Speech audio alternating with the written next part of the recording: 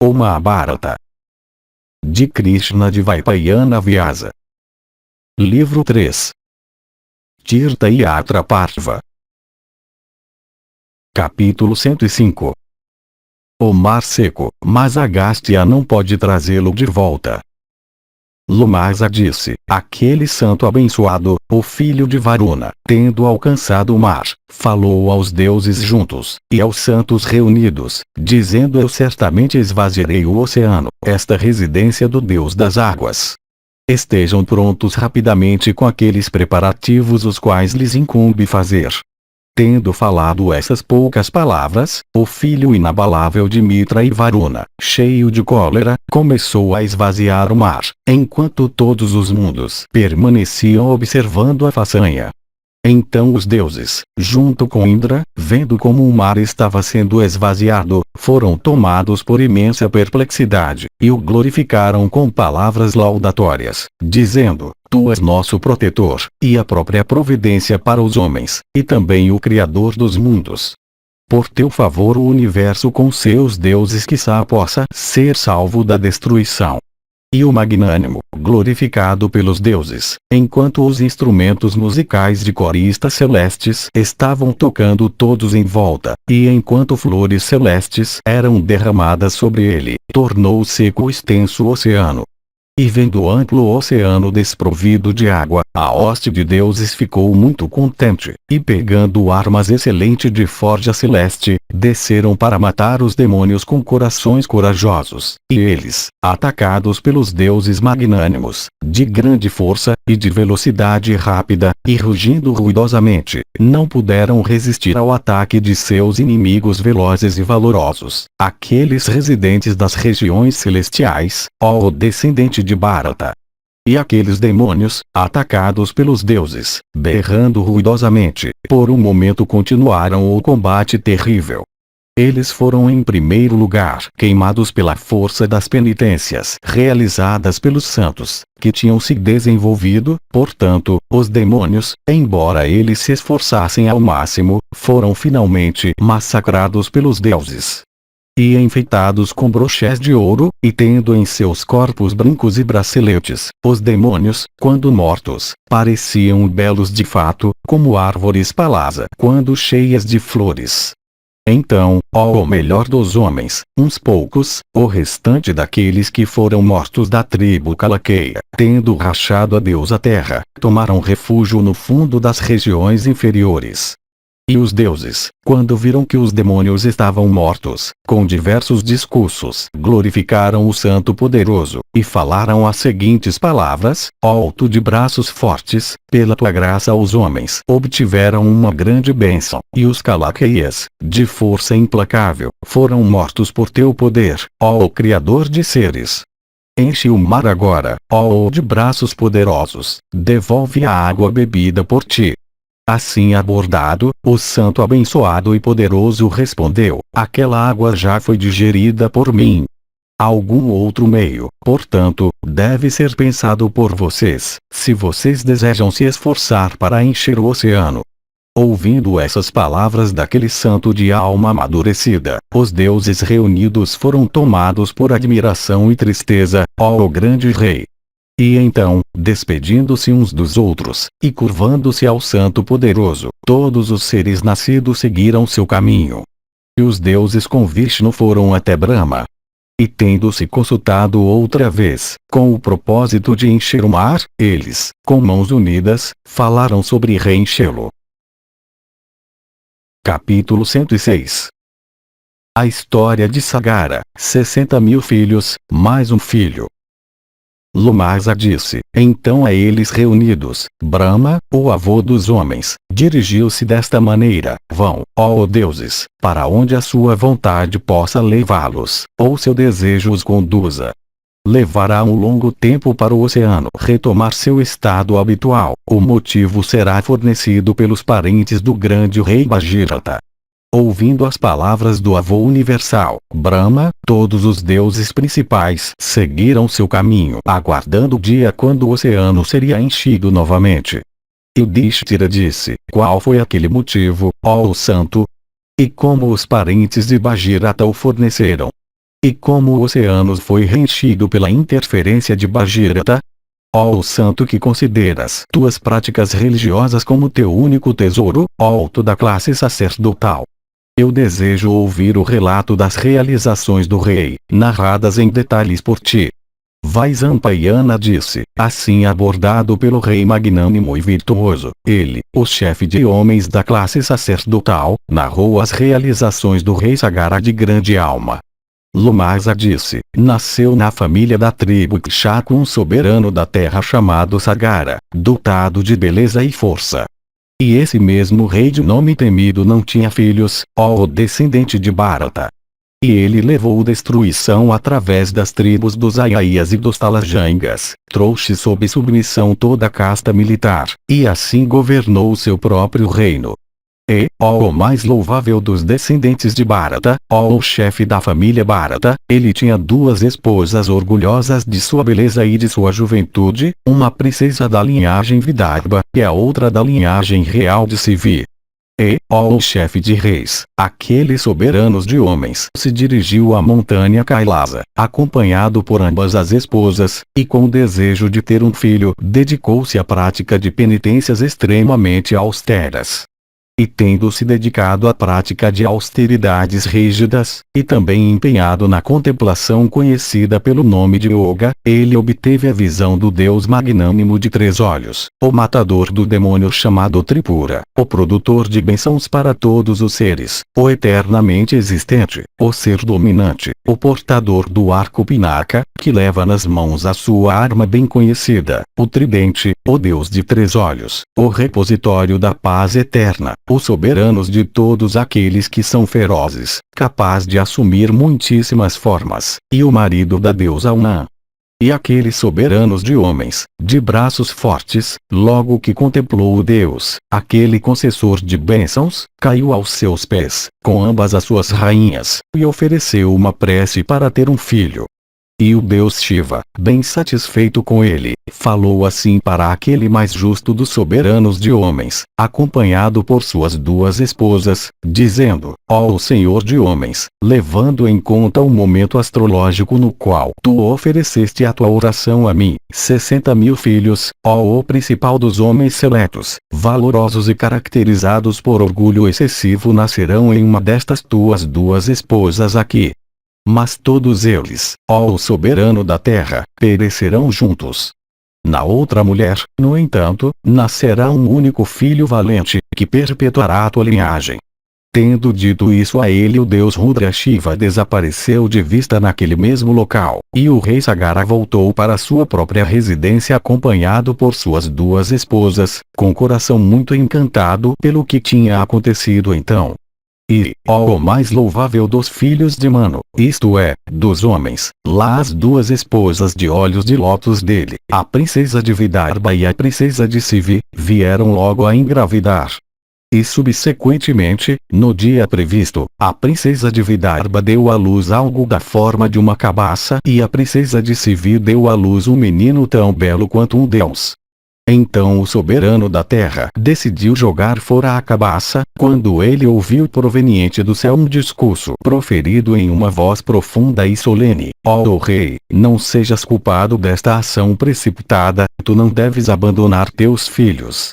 Tira as sementes da cabaça e as preserva com cuidado em recipientes aquecidos a vapor parcialmente enchidos com manteiga clarificada. Então tu obterás, ó filho da linhagem de Bharata, 60.000 filhos. Ó soberanos de homens, o grande Deus Shiva falou que os teus filhos nasceriam dessa maneira. Não deixes portanto a tua mente se desviar disso. Capítulo 107. O sacrifício de cavalo de Sagara. 60.000 filhos queimados por Kapila. Outro filho abandonado. Linhagem de Neto. Lomasa disse, ó o mais justo dos reis, quando ele ouviu essas palavras procedentes do céu, ele teve fé nelas, e fez tudo o que foi instruído a fazer, ó o chefe dos homens da linhagem de Bharata. Então os soberanos de homens pegou separadamente cada uma das sementes e então colocou aquelas divisões da cabaça em recipientes cheios de manteiga clarificada. E empenhado na preservação de seus filhos, ele providenciou um protetor para cada receptáculo. Então, depois de um longo tempo, lá surgiram os 60.000 filhos extremamente poderosos daquele rei, dotados de força imensurável. Eles nasceram, ó o soberano da terra, para aquele rei como um santo, pela graça de Rudra. E eles eram terríveis, e seus atos eram implacáveis. E eles eram capazes de ascender e passear pelo céu, e sendo numerosos, eles desprezavam a todos, incluindo os deuses. E eles perseguiam até os deuses, os Gandharvas, e os Rakshasas e todos os seres nascidos, sendo eles mesmos valentes e viciados em luta.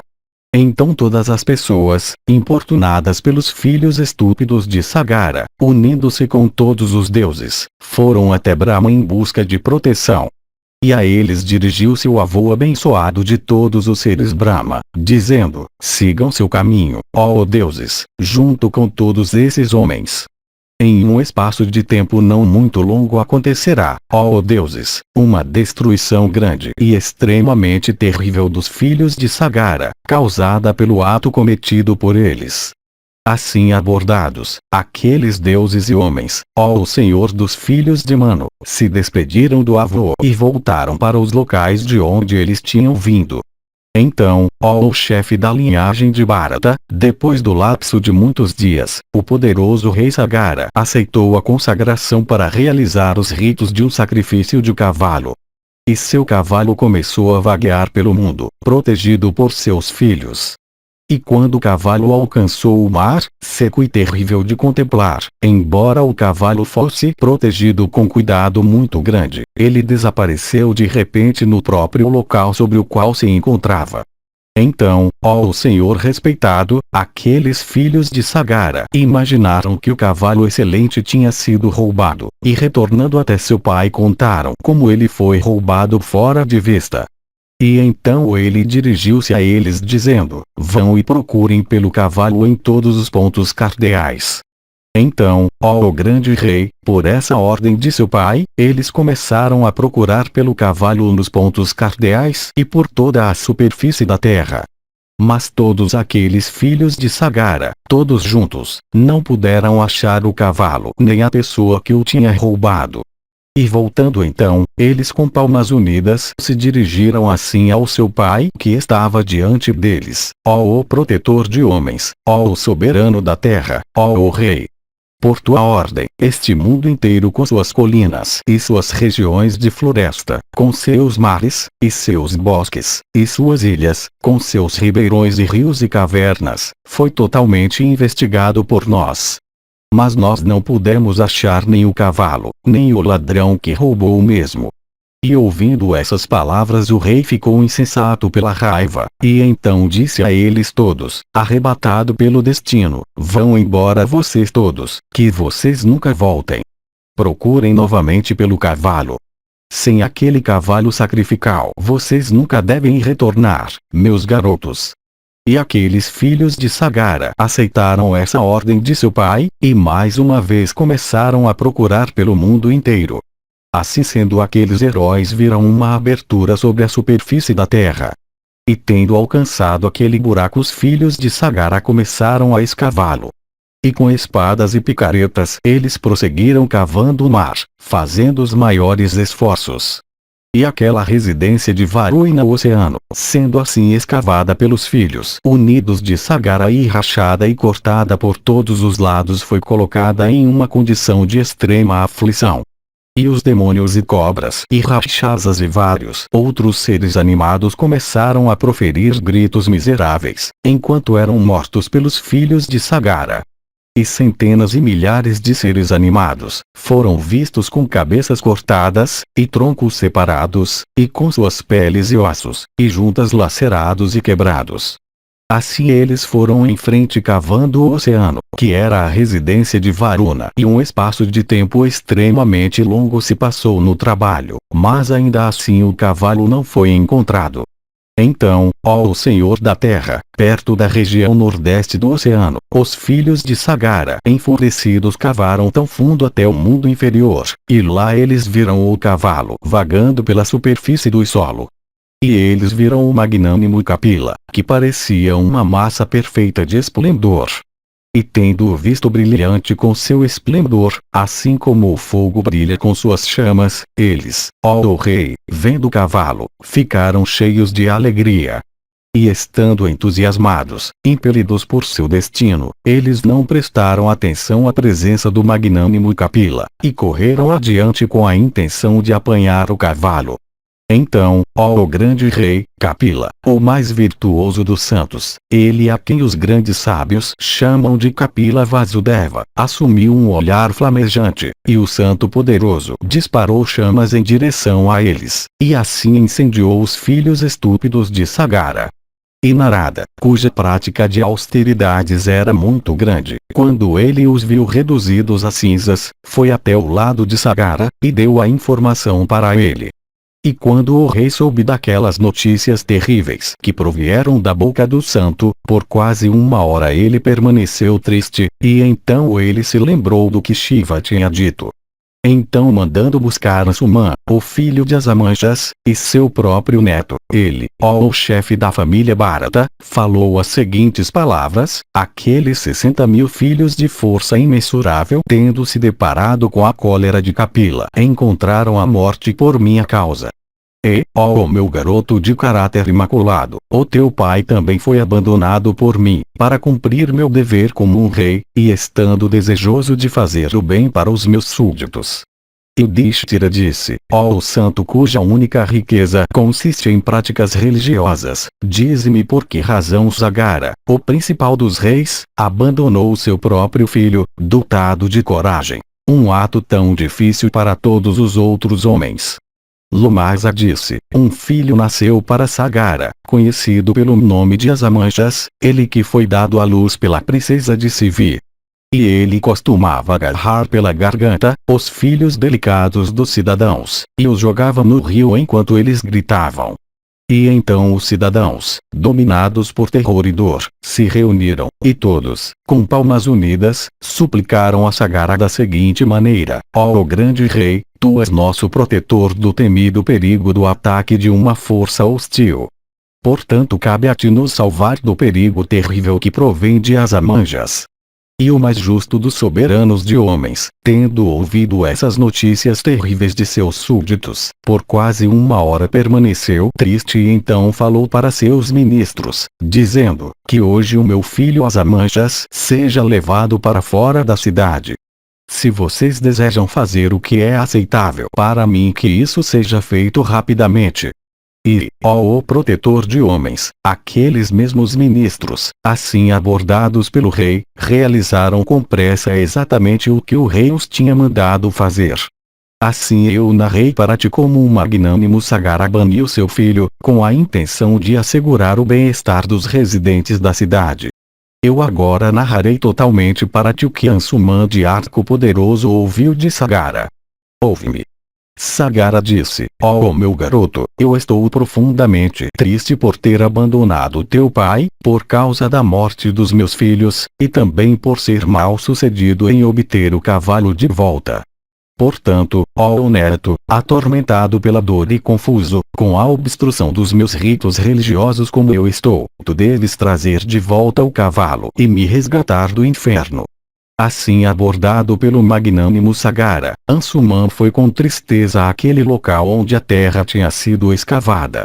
E por aquela mesma passagem ele entrou no mar, e viu aquele ilustre Kapila e aquele mesmo cavalo. E tendo visto aquele santo antigo, o mais virtuoso da sua ordem, parecido com uma massa de luz, ele se curvou com sua cabeça até o chão, e informou da razão da sua visita. Então, ó grande rei, Kapila ficou satisfeito com Ansumã, e aquele santo de alma virtuosa lhe disse para pedir um favor dele. E ele em primeiro lugar rogou pelo cavalo, para o propósito de usá-lo no sacrifício. Em segundo lugar ele rogou pela purificação de seus pais. Então o chefe poderoso de santos, Kapila, falou a ele, dizendo: eu te concederei tudo o que tu desejaste, ó príncipe imaculado. Que a boa sorte seja tua. Em ti estão fixas as virtudes de paciência, e veracidade, e justiça. Por ti Sagara teve todos os seus desejos realizados. Tu és realmente um filho para o teu pai. E por tua habilidade os filhos de Sagara irão para o céu, isto é, serão libertados das consequências da sua morte profana. E o filho do teu filho, com o objetivo de purificar os filhos de Sagara, obterá a graça do grande Deus Shiva, por meio da prática de grandes austeridades, e assim trará para este mundo o rio que flui em 3 correntes separadas, Ganga, ó chefe de homens. Que a boa sorte seja tua. Leva contigo o cavalo sacrificial. Termina, meu jovem, os ritos sacrificais do magnânimo Sagara. Assim abordado pelo ilustre Kapila, Ansuman levou o cavalo com ele e voltou para a área sacrificial de Sagara de mente poderosa. Então ele caiu prostrado aos pés de Sagara de grande alma, que cheirou na cabeça, e narrou para ele todos os acontecimentos, tudo que foi visto e ouvido por ele, e igualmente a destruição dos filhos de Sagara. Ele também anunciou que o cavalo tinha sido devolvido para a área sacrificial. E quando o rei Sagara soube disso, ele não sofreu mais por causa de seus filhos. E ele elogiou e honrou Ansuman, e terminou aqueles ritos sacrificais. Seu sacrifício terminado, Sagara foi cumprimentado honrosamente por todos os deuses, e ele converteu o mar, a residência de Varuna, em um filho dele mesmo. E o rei Sagara de olhos de lótus, tendo governado seu reino por um período extremamente longo, colocou seu neto no trono, cheio de responsabilidades, e então ascendeu para o céu. E Ansuman igualmente, ó o grande rei, virtuoso em alma, governou o mundo até a margem do oceano, seguindo os passos do pai de seu pai. Seu filho se chamava Dilipa, versado em virtude. Colocando sobre ele os deveres do seu cargo soberano, Ansuman do mesmo modo partiu dessa vida. E então quando Dilipa soube que um destino horrível tinha alcançado seus antepassados, ele ficou muito triste e pensou nos meios de elevá-los. E os soberanos de homens fez todos os grandes esforços para a descida de Ganga para o mundo mortal. Mas embora tentando ao máximo de seu poder, ele não pôde fazer o que tanto desejava. E um filho nasceu dele, conhecido pelo nome de Bhagirata, belo, e dedicado a uma vida virtuosa, e sincero, e livre de sentimentos de malícia. E Dilipa o nomeou rei, e se dirigiu para a vida na floresta. E, ó o melhor de todos os descendentes da linhagem de Bharata, aquele rei Dilipa, se dedicou a um método bem-sucedido de austeridades e, no fim de um período suficiente, da floresta partiu para o céu.